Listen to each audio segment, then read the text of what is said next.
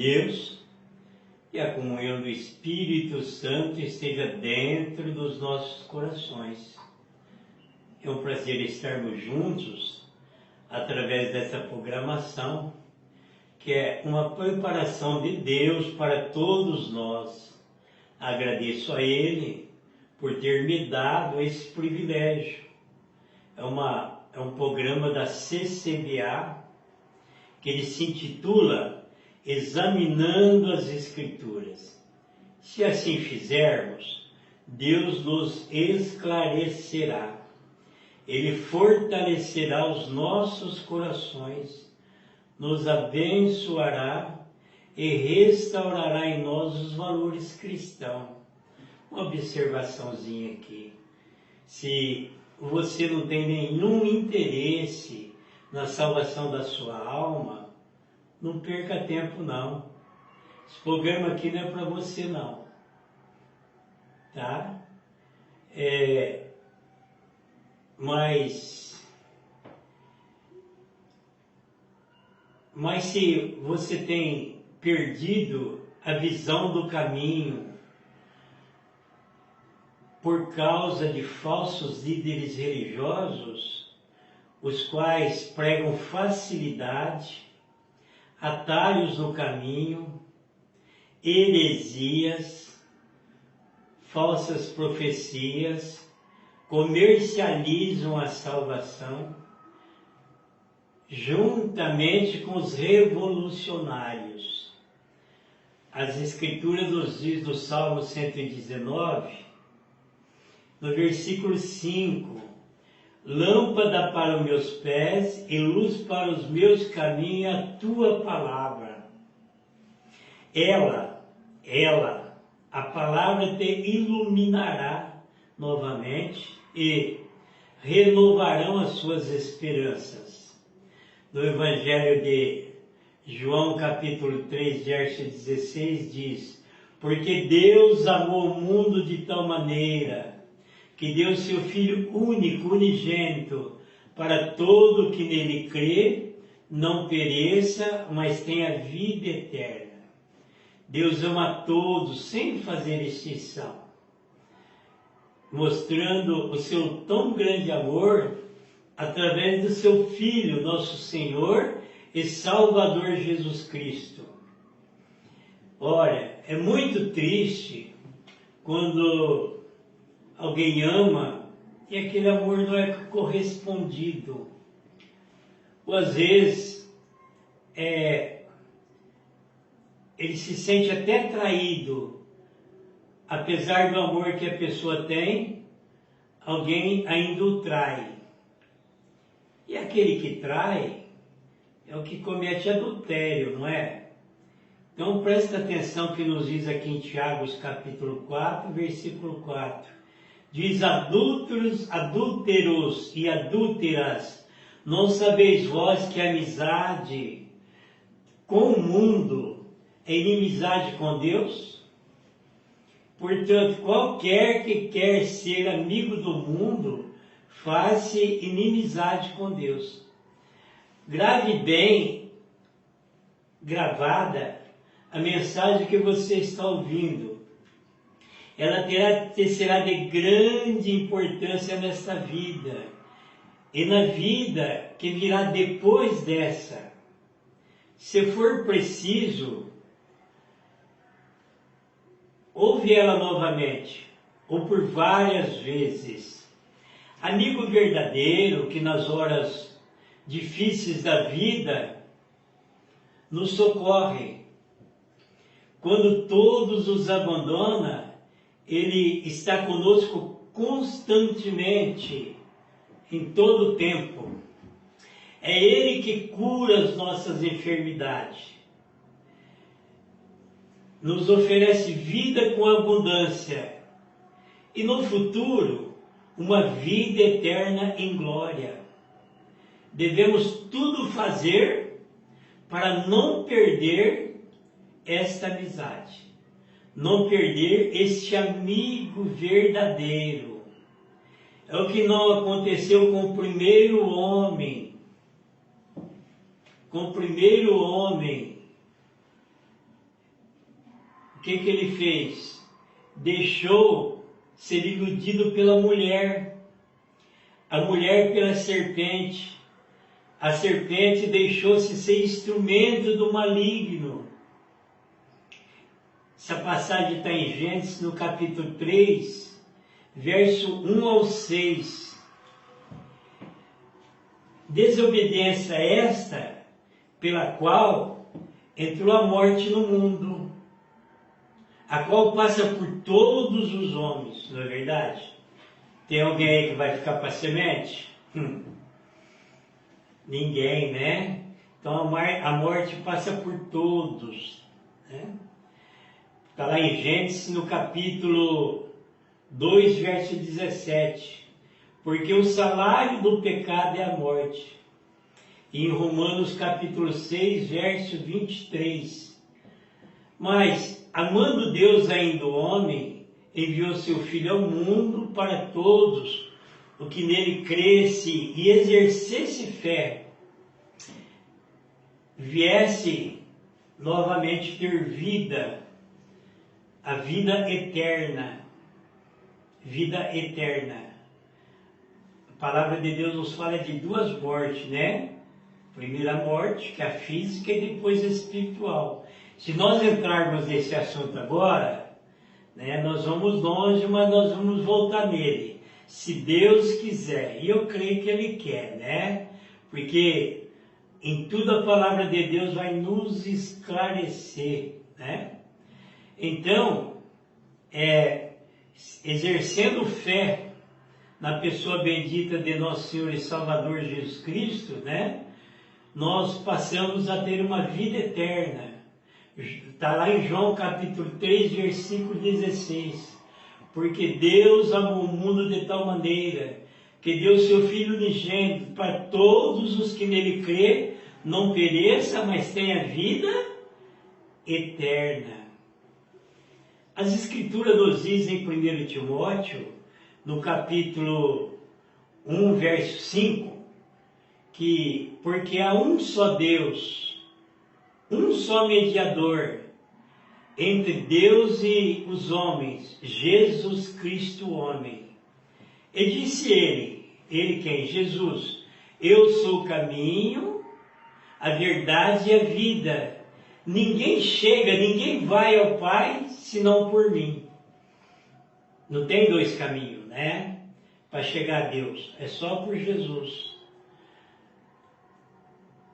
Está lá em João capítulo 14, verso 6, versículo 6. Então, por Jesus, pode o homem reconquistar a amizade e o amor de Deus.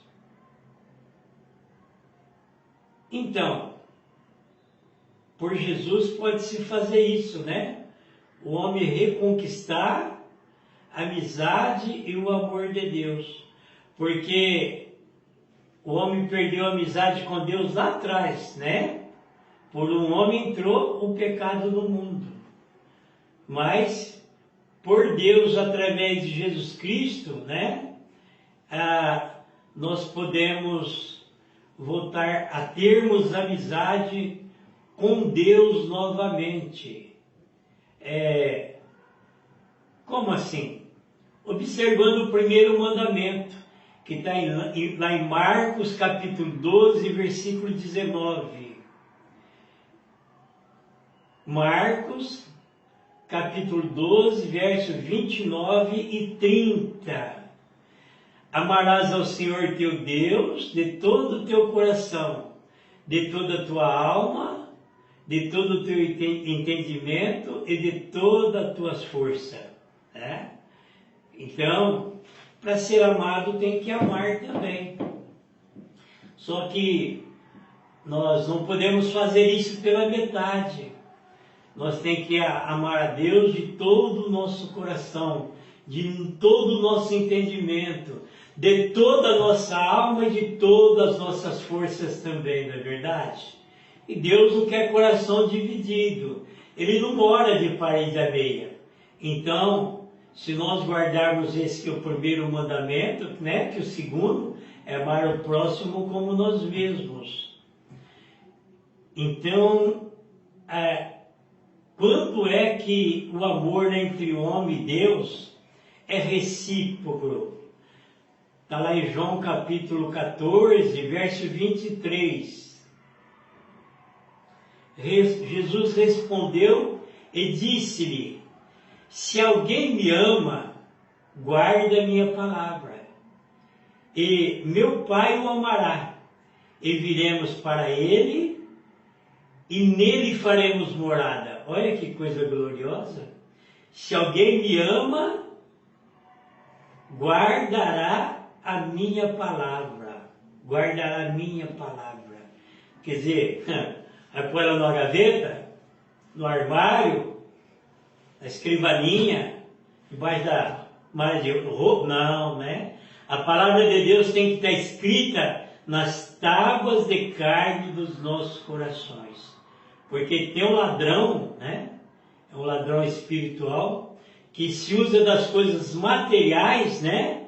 Para roubar o que é de Deus, do nosso sentimento, dos nossos corações. Então nós temos que guardar a palavra.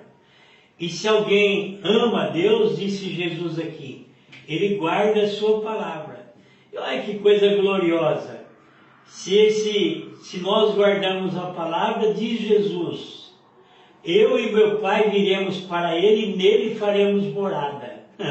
Então nós amando a ele, é nós nele e ele em nós. Olha que coisa linda, né? É nós no Senhor e o Senhor em nós.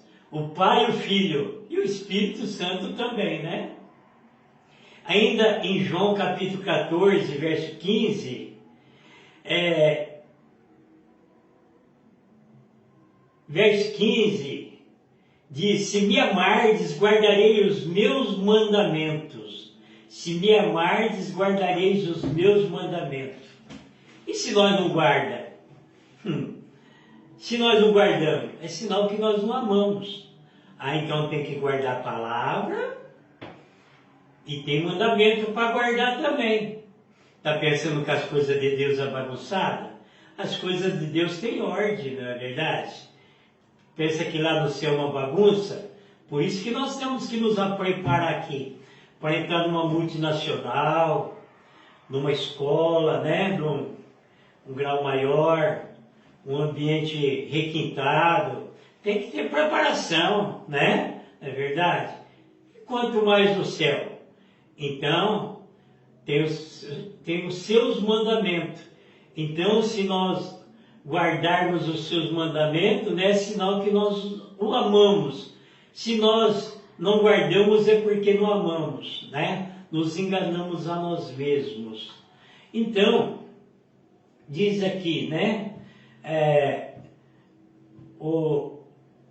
Para nós entendermos, nós brasileiros vivemos em um regime de democracia, o qual é regido por uma constituinte.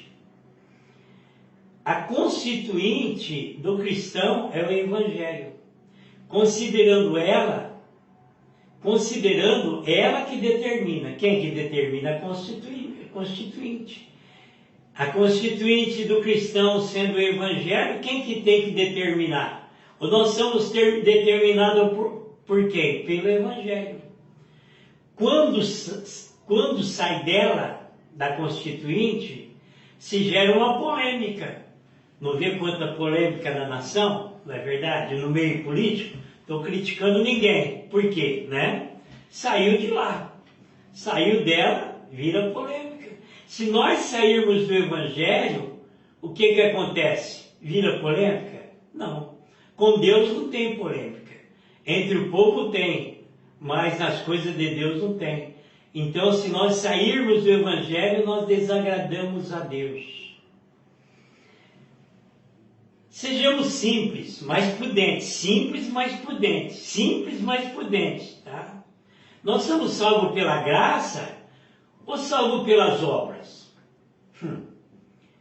De acordo com as Escrituras, a doutrina do salvo sempre salvo, ela é bíblica, está lá dentro da Bíblia, salvo sempre salvo.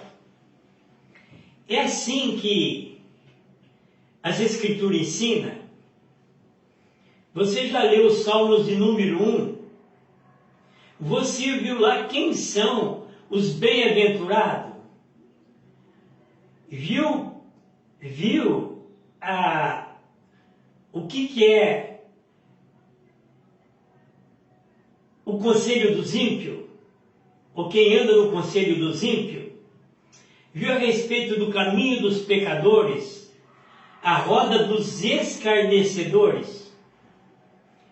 Se seu líder religioso, o seu líder religioso já ensinou em Mateus capítulo 7, verso 13 e 14, sobre a porta estreita e a porta larga? Já viu os que pregam nas igrejas ou nos meios de comunicação pregarem Apocalipse capítulo 20, verso 15, o verso 11 até o 15, verso 11 em diante até o 15, vocês já viram? Os que pregam nas igrejas e pelos meios de comunicação pregar Apocalipse capítulo 20, pelo menos do verso 11 até o verso 15. Já leu o verso 12?